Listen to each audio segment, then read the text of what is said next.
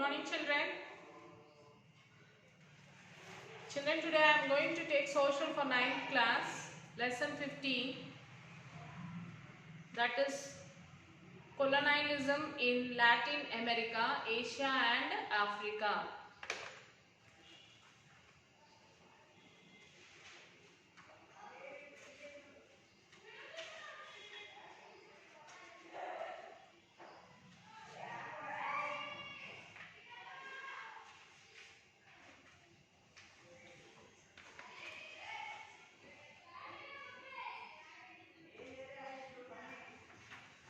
Yes. Expansion of Europe and early colonialism. Look at the map of the world given below. It shows the world as it was known to the Europeans some 600 years ago. Okay, around 600 years ago, people of the world traveled very little. So, around 600 years ago, people used to travel very little, it says. They actually traveled on horses and camels or by small boats and ships which only sailed along the sea coast. So the people used to travel only on horses, camels and small boats and ships which only sailed along the sea coast. However, the contact between people and countries began to increase as traders traveled to different countries and continents. So, the contact between the people from one place to another place has been increased, like people were traveling from one place to another place.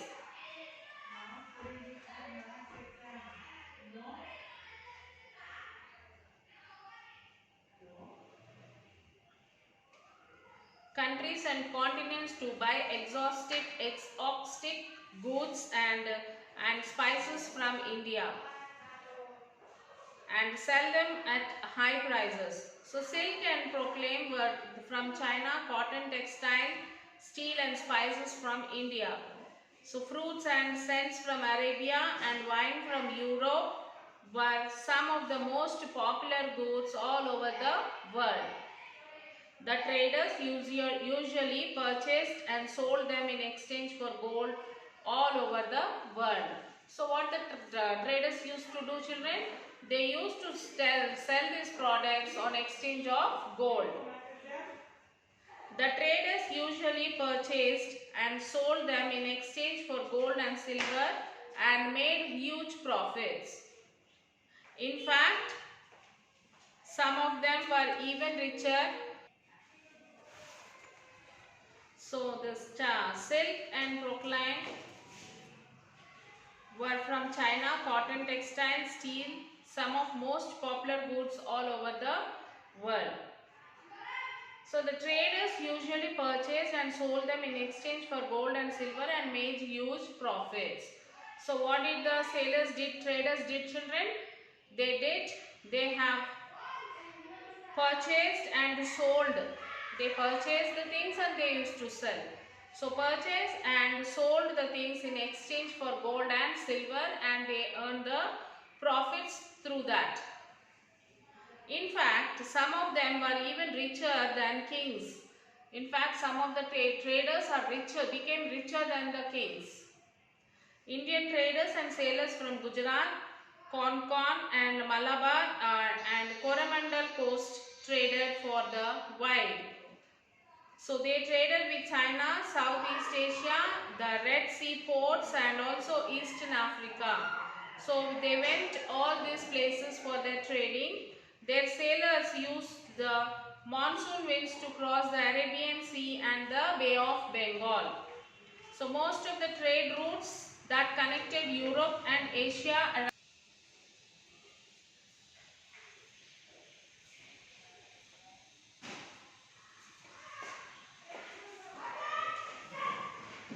So as the traders are doing their business, like they are exchanging the goods, they are selling and they are buying for gold and silver and they have earned a huge profit through this and they have become like more richer than the kings. So Indian traders and sailors from Gujarat, Konkan, Malabar and Coromandel coast traded far and wide. They traded with China, Southeast Asia, the Red Sea port and also Eastern Africa. Their sailors used the monsoon winds to cross the Arabian Sea and the Bay of Bengal. Most of the trade routes that connected Europe and Asia around 1400 were controlled by Muslim kingdoms. Especially the Ottoman Empire. Ottoman Empire was constantly at war with the European Christian powers. The Italians had a good relationship with the Arab traders who brought Asian goods to Alexandria in Egypt and sold them to the Italians slowly. The traders and government of Western European countries like Holland, Spain, Portugal and England realized the importance of this trade. They also wanted to find faster and easier routes to countries like India and China without passing through regions controlled by Italian traders. Okay, they wanted to find the way, faster and easier way to reach India and China. The Portuguese, for example, wanted to find a route around Africa to reach India. So the Portuguese, they wanted to find the route around Africa to reach India. The Spanish wanted to know if it was possible to reach India by crossing the Atlantic Ocean. They invested large amounts of money by hiring experienced sea mariners and giving them ships and other resources to explore new routes. This led to the discovery of the American continent by Christopher Columbus in 1492 and of sea route to India around Africa by Vasco da Gama in 1498.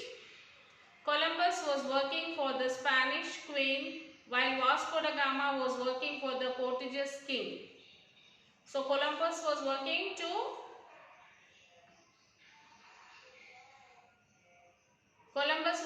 for the Spanish queen, and whereas Vasco da Gama is working for Portuguese kings. Soon English and Dutch governments also started sending their sailors to these regions. So by seeing all this, soon this English and the Dutch governments also sent their dealers. European colonies in America. Columbus landed on what are today known as the West Indies, the islands of the coast of South America. He had thought that he had reached India and called the local people Indians. This is why the original inhabitants of America are called Native Indians today. Okay, these were simple tribal people who welcomed the visitors and gave them food and shelter. So, however, these Spaniards enslaved and plundered them.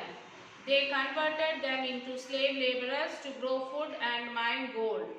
Eventually, virtually all native people of the islands died or were killed.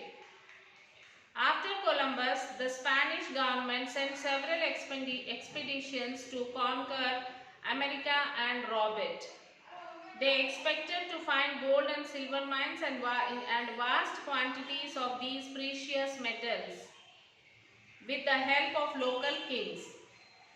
Cortes, a Spanish conqueror, led an expedition to kill the people and plunder Mexico. He eventually killed the local king and put an end to the independent rule of Mexico. Similarly, another conqueror named Pizarro plundered and conquered Peru. The English also came to North America and began to set up colonies of English farmers along the eastern coast. The Native Americans mostly acted in friendship and extended help and cooperation to the Europeans. In England, this was the time when the small peasants were being deprived of their land by landlords. Many of these peasants migrated to North America and wished to settle down there. They forced the Native Americans to give up their land and kill them and drew them into the interior.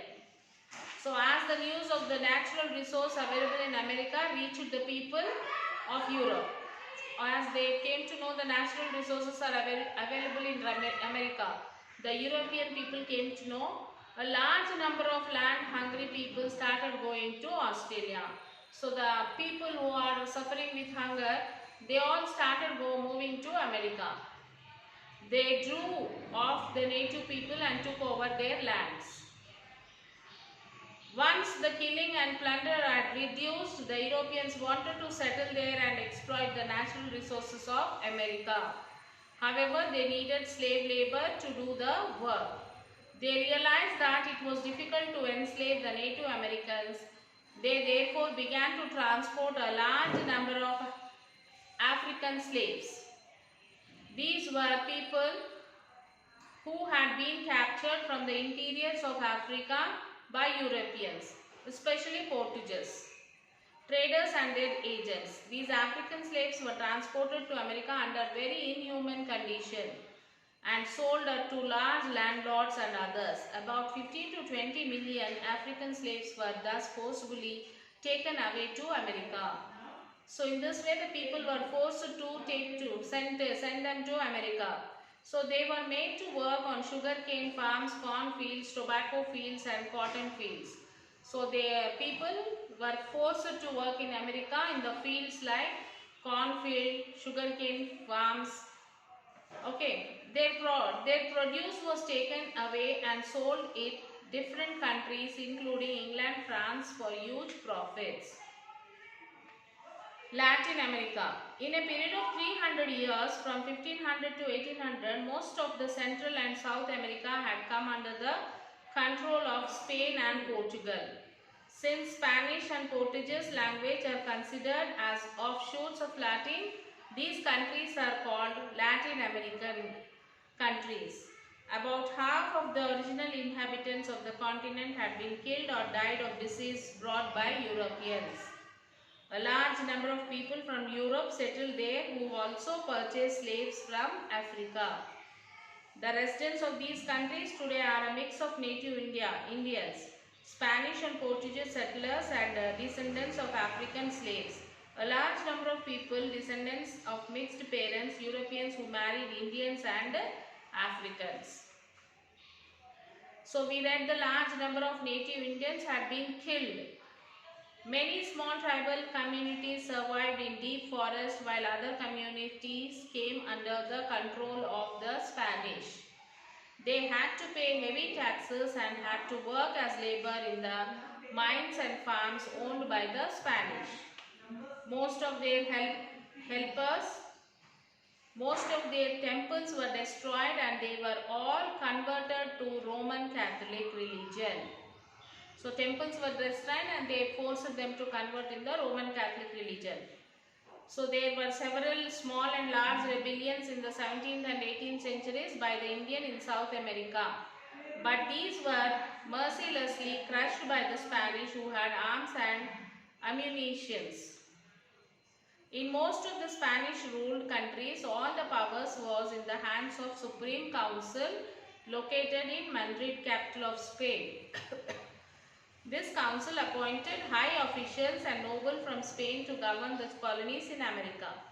The Catholic Church also played an important role in the governance of the colonies. Then there were the Spanish settlers who controlled the land and mines of these countries. Some of them were large landlords who had vast estates called haciendas. The haciendas were the estates spread over thousands of acres, which contained silver and copper mines, agricultural lands and pastures and factories. They were owned by landlords who employed peons or unfair Indians and African slaves to work on them. Besides these, there were ordinary Spanish who had settled as small farmers and animal herders. So, however, the settled Spanish did not have any role in the administration of the colonies which were controlled by the Spanish from Europe. Over a period of time, the Spanish landlords and farmers developed trade and industry in these countries and exported large amounts of agriculture produce like sugar and meat to Europe apart from metals like tin and copper. The economics of the colonies were controlled by Spain in such a way that they got cheap labor and natural resource and never worked on internal development. So children, the remaining lesson we will discuss in the next class. So now it's your duty to write the notes. So read the lesson till where I have explained today.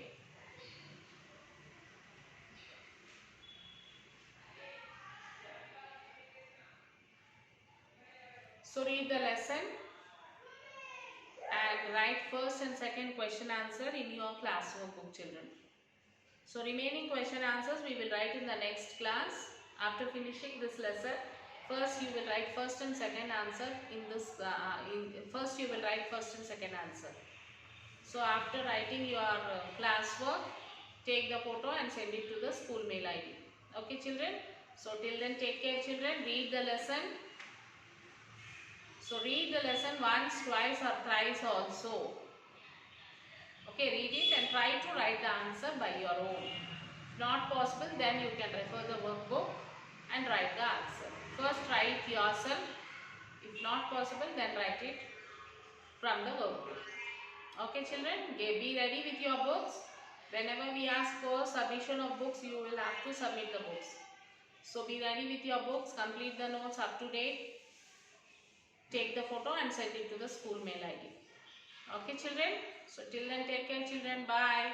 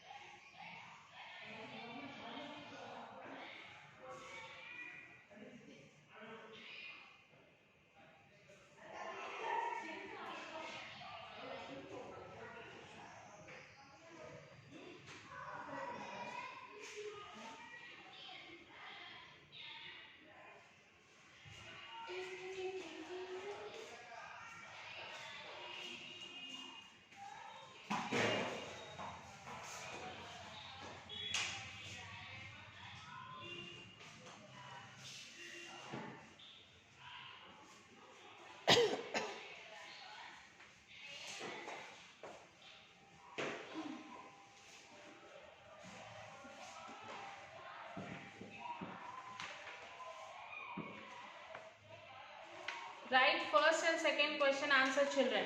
Remaining answer you can write after the completion of this lesson. The first question is like trade played a major role in the colonization. Do you agree? Why? And the next question is, how did the lives of the native people in different countries affect the colonization? Write two ideas each in the context of crops cultivated, religion, use of natural resources for the three continents. You will have to write this two question answer. Remaining two we will continue in the next. We will write in the next session, and you will have to do the project work also. Till then, take care, children.